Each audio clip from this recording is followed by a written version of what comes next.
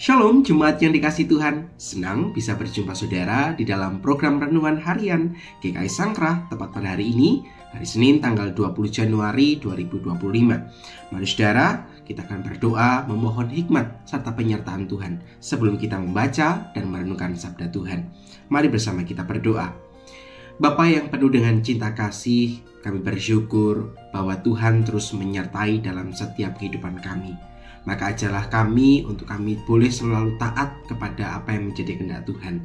Dan biarlah melalui pembacaan firman Tuhan yang sebentar lagi kami akan lakukan, boleh terus mengarahkan hati dan hidup kami supaya kami menjadi seturut apa yang menjadi kehendak Tuhan.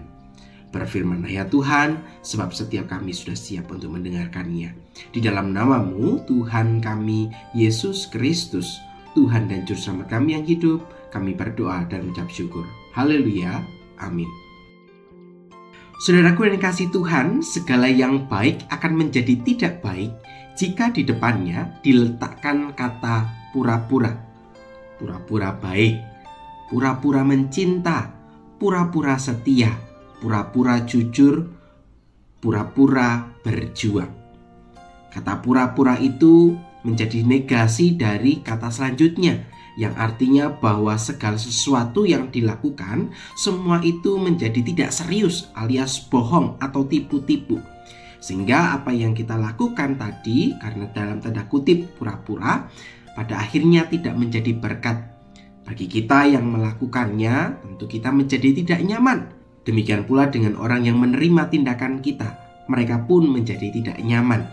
Untuk itulah di dalam firman Tuhan, khususnya di dalam Roma pasal yang ke-12 ayat yang ke-9, Paulus mengingatkan kepada jemaat di Roma tentang hal ini. Mari bersama kita membacanya di dalam Roma pasal yang ke-12 ayatnya yang ke-9.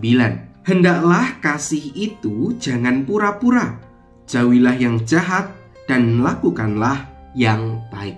Nah saudaraku yang kasih Tuhan, di dalam bagian ini Paulus mengingatkan jemaat di Roma supaya mereka menjalani hidup dalam kasih yang tulus, atau bisa dikatakan kasih yang sejati, kasih yang tidak berpura-pura, supaya di dalam kehidupan yang mereka jalani, mereka boleh menjadi jalan berkat bagi banyak orang, supaya semakin banyak orang juga dapat merasakan kasih-Nya Tuhan.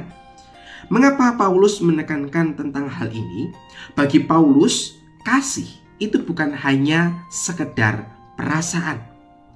Maka Paulus menekankan dalam bagian ini, kasih itu harus diwujudkan di dalam sebuah tindakan nyata. Itu artinya bukan hanya sekedar kata-kata, tetapi mewujud di dalam tindakan nyata yang dapat dilihat, yang dilakukan secara konkret. Sehingga kasih itu bukan bersifat pasif, tetapi kasih itu harus bersifat aktif. Maka kalau kita memperhatikan di dalam Roma pasal yang ke-12 ayat yang ke-10 sampai dengan 21, itu menjadi kejelasan tentang bagaimana kasih yang tidak berpura-pura. Artinya kasih yang benar-benar ditunjukkan di dalam segala tindakan. Untuk itulah LAI dengan tepat memberikan judul pada perikop ini adalah Nasihat untuk Hidup dalam Kasih. Artinya ini menjadi sebuah tuntunan bagaimana hidup dengan kasih yang sejati, dengan kasih yang tidak berpura-pura. Nah saudaraku yang dikasihi Tuhan, bukankah Yesus sendiri telah memberikan teladan yang baik bagi kita tentang bagaimana kasih yang sejati? Bagaimana Ia rela memberikan nyawanya demi menebus setiap dosa-dosa kita. Nah saudaraku yang kasih Tuhan, melalui firman hari ini setiap kita diajak untuk melihat kembali kehidupan kita. Sudahkah kasih yang ada di dalam kehidupan kita memang benar sungguh-sungguh sudah kita lakukan dengan tulus hati? Sudahkah kasih kita lakukan secara aktif?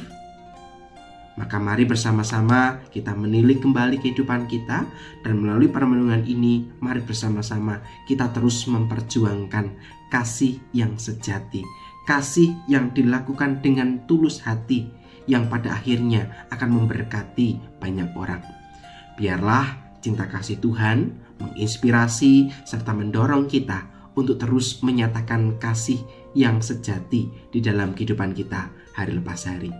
Mari bersama kita akan menutup permenungan kita di dalam doa kepada Tuhan. Mari kita berdoa.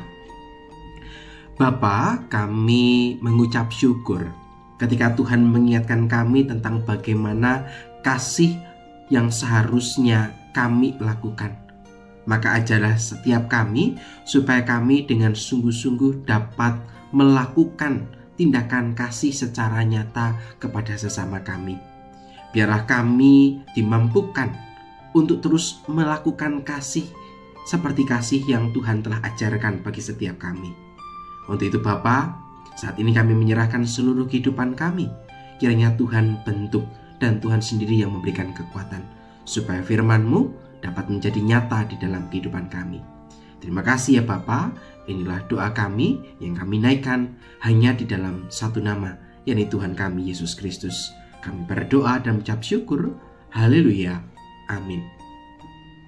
Saudaraku yang kasih Tuhan, demikianlah permenungan kita hari ini. Selamat melanjutkan perjalanan bersama dengan Tuhan. Kiranya kasih Tuhan terus menyertai setiap kita. Tuhan memberkati kita semua. Sampai jumpa.